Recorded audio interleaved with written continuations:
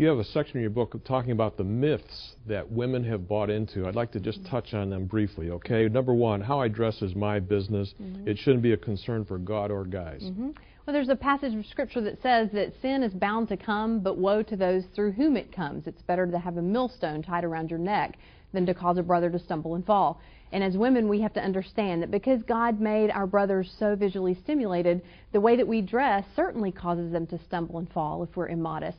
And I think that that millstone necktie sounds really uncomfortable compared to just modest clothes that will help our brothers guard their eyes and help us guard our hearts. All flirting is okay is a myth. You know, flirting, another word for it, if you look it up in Webster's dictionary, is teasing. And no one likes to be teased. It's kind of like teasing a lion with raw meat. Eventually that lion is going to want to reach out and take that meat, and that's often what men do.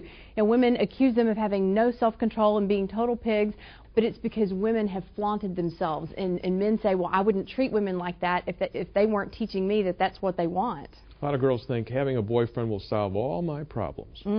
Yeah, again, until you look to God to satisfy your emotional needs and solve your problems, there's nothing that any man on the planet can do to help you. Why is it that guys can't meet every need? He's a broken individual. He is a human being.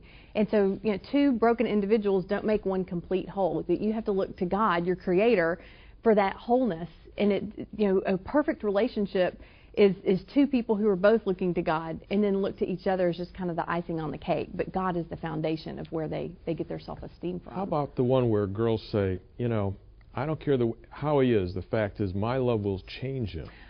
One of the biggest mistakes that women make is thinking that, oh, but a relationship with me will totally change him. Women think that men will change. Men assume that women will never change.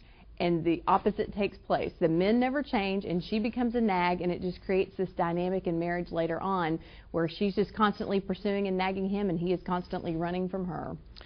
I feel so sexually tempted. I must be guilty already.